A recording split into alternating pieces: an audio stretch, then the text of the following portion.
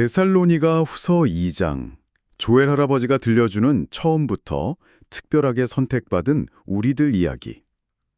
조이야, 오늘은 바울 할아버지가 우리를 얼마나 특별하게 생각하는지, 아니, 우리 하나님이 우리를 얼마나 사랑하시는지 알려주는 가슴 따뜻한 이야기란다. 바울 할아버지는 데살로니가 교회 친구들을 생각할 때마다 하나님께 항상 감사 기도를 드렸어.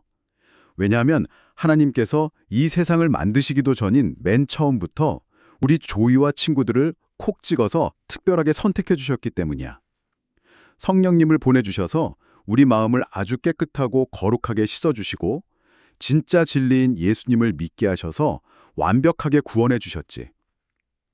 바울 할아버지가 전해준 기쁜 소식, 즉 복음을 듣고 우리가 하나님의 자녀로 부름받은 이유는 바로 우리 예수님의 반짝반짝 빛나는 영광을 우리가 똑같이 가질 수 있게 해주시려는 거였어. 정말 놀랍지 않니? 그래서 바울 할아버지는 사랑하는 친구들에게 이렇게 당부하셨어. 굳게 서서 우리가 말로 해준 이야기나 편지로 가르쳐준 소중한 말씀들을 꼭 붙잡고 흔들리지 말라고 하셨지.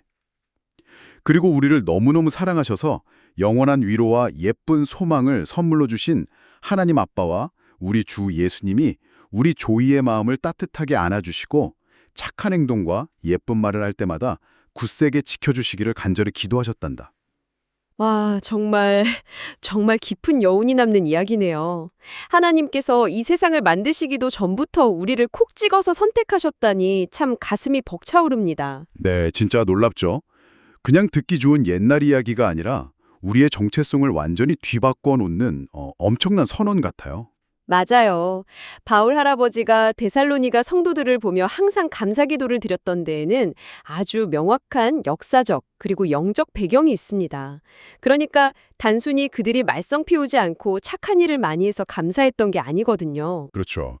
방금 할아버지의 이야기 속에서도 바울이 감사한 진짜 이유는 하나님께서 그들을 선택하셨고 또 성령님이 마음을 깨끗하게 씻어주셨기 때문이라고 명확하게 짚어주고 있잖아요. 네, 바로 그겁니다. 성령님께서 그 혼탁한 세상의 먼지와 때로부터 여러분의 마음을 아주 깨끗하게, 거룩하게 씻어주시고 구별하셨다는 사실 말입니다. 이것을 신학적인 용어로 성화라고 부르죠. 아, 성화. 그 씻어주신다는 표현이 참 마음에 와닿네요. 우리 친구들이 놀이터나 진흙탕에서 신나게 놀다 보면 옷이 새까맣게 더러워지잖아요. 네, 그렇죠. 엉망이 되죠. 네, 또 살아가면서 누군가를 미워하거나 상처를 줘서 마음속에 지워지지 않는 얼룩이 생길 때도 있고요. 우리 스스로는 그 깊은 얼룩과 죄책감을 완벽하게 지울 수가 없는데 성령님께서 오셔서 우리의 마음을 마치 방금 새로 산 하얀 옷처럼 아주 깨끗하게 씻어주셨다는 거잖아요. 아, 정말 훌륭한 비유입니다. 단순히 겉모습만 그럴싸하게 꾸미는 것이 아니라 본질적으로 거룩한 하나님의 소유로 빚어가시는 과정이죠. 내 힘으로 얼룩을 지워야 한다는 강박에서 우리를 자유롭게 해주는 정말 놀라운 소식입니다. 그 자유로움이 정말 크네요. 자, 그럼 여기서 정말 흥미로운 부분을 한번 살펴볼까요? 네, 어떤 부분이죠? 할아버지의 이야기 중에서 맨 처음부터 우리를 선택하셨다는 대목이 있잖아요. 이 처음이라는 게 흔히 우리는 우리가 태어난 날이나 어린이집에 처음 간 날 정도를 생각하기 쉬운데요. 아, 네네. 성경에서 말하는 이 처음은 훨씬 더 엄청난 스케일의 이야기인 것 같습니다. 대체 어느 정도의 처음을 말하는 건가요? 우리가 사는 지구, 태양계, 그리고 저 밤하늘의 끝없는 우주와 은하계가 만들어지기도 훨씬 전을 의미합니다. 와, 우주가 만들어지기도 전이요? 네, 헬라어 원어로 처음부터라는 이 표현은 단순한 시간의 시작을 넘어서는 어마어마한 스케일을 담고 있습니다. 시간이라는 개념 자체가 존재하기도 전인 영원이라는 시간 속에서 하나님은 이미 놀라운 계획을 가지고 계셨다는 뜻이죠. 우주가 텅 비어있던 그 아득한 시간 이전부터 우리 청취자 여러분, 또 우리 친구들과 부모님들 한 명 한 명의 이름을 정확히 아시고 아주 깊이 사랑하기로 결정하셨다는 거군요. 맞습니다. 그게 바로 복음이 말하는 무조건적인 사랑입니다. 네가 이만큼 착한 행동을 했으니 내가 너를 선택해 줄게. 이런 거래나 보상이 절대 아니라는 거죠. 아, 내가 무언가를 잘 해내기 이전에 이미 시작된 사랑이네요. 이 무조건적이고 압도적인 사랑을 깨달을 때 우리는 세상의 평가나 타인의 시선이라는 무거운 짐을 내려놓고 진짜 숨을 쉴 수 있게 되겠어요. 그렇죠.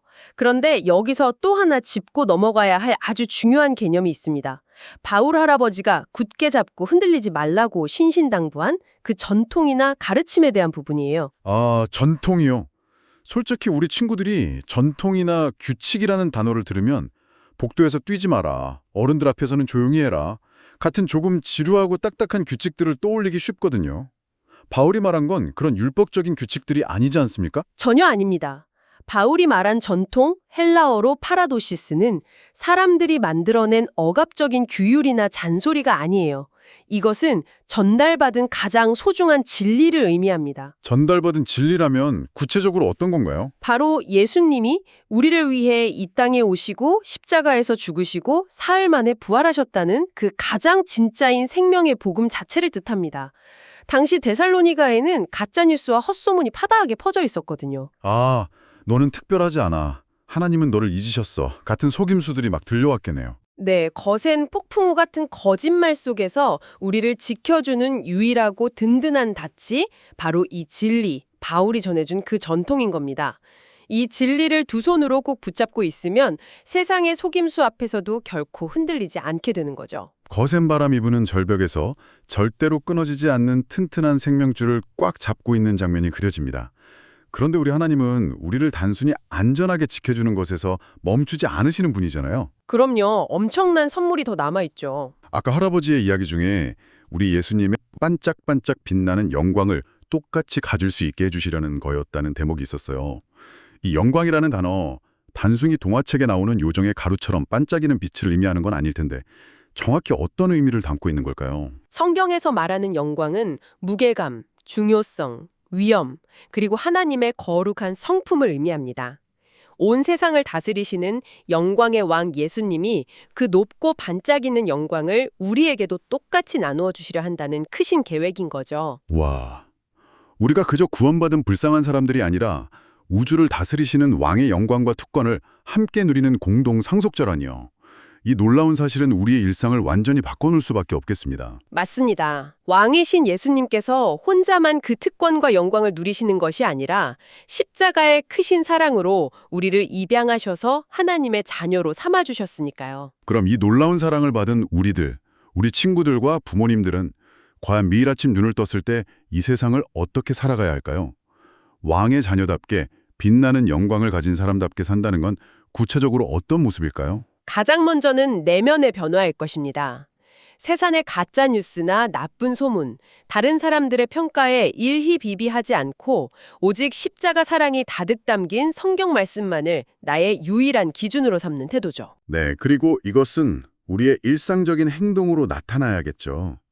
하나님이 우리에게 주신 영원한 위로와 소망을 기억하면서 유치원이나 학교, 직장에서 사람들을 대하는 방식이 달라져야겠어요. 그렇죠. 누군가 억울한 일을 당할 때 용기를 내어 진실의 편에 서고 따뜻함이 필요한 친구에게 먼저 손을 내밀며 친절을 베푸는 것. 그저 말 잘 듣는 아이가 아니라 예수님의 용기와 사랑을 실천하는 강단 있는 사람으로 자라나는 것. 바로 그것이 반짝이는 영광의 자녀로 씩씩하게 살아가는 방법입니다. 친구가 속상해할 때 조용히 다가가 따뜻하게 안아주고 위로의 말을 건네는 그 작은 용기 하나하나가 모여서 우리를 매일매일 빛나게 하는 거군요. 부모님들 역시 가정과 직장에서 세상의 성공 기준이 아닌 하나님의 사랑을 흘려보내는 거룩한 통로로 살아가시는 거군요. 아주 완벽한 삶의 적용입니다. 자, 이렇게 깊은 말씀의 바다를 탐험하다 보니 어느새 우리가 직접 우리 삶을 돌아보고 결단해야 할 아주 중요한 시간이 다가왔습니다. 사랑하는 청취자 여러분, 그리고 이 방송을 듣고 있는 우리 친구들과 부모님들, 제가 여러분께 아주 중요한 질문을 하나 던지겠습니다. 가슴속 깊이 생각하며 스스로에게 대답해 보세요. 여러분은 오늘 무엇을 결심했나요? 여러분이 마음에 품은 그 결단이 결코 흔들리지 않기를 바랍니다. 이제 우리의 마음을 차분하고 경건하게 가다듬고 오늘 깨달은 이 경이로운 진리를 담아 하나님께 진심 어린 기도를 올려드리겠습니다. 사랑의 하나님 아버지, 제가 태어나기도 전부터 저를 아시고 아주 특별하게 선택해 주셔서 정말 감사합니다. 성령님을 보내주셔서 제 마음을 깨끗하게 씻어주시고 진리이신 예수님을 굳게 믿게 해주신 은혜를 찬양해요. 세상의 거짓말이나 나쁜 유혹에 흔들리지 않도록 바울 할아버지가 가르쳐 주신 십자가 복음의 말씀을 두 손으로 꽉 붙잡게 도와주세요. 저를 사랑하셔서 영원한 위로와 소망을 주신 예수님, 제 마음을 늘 따뜻하게 안아주시고 제가 착한 일과 예쁜 말을 할 때마다 더 굳세어지게 해주세요. 저에게 예수님의 반짝이는 영광을 나누어 주시는 사랑의 예수님 이름으로 기도합니다. 아멘. 아멘.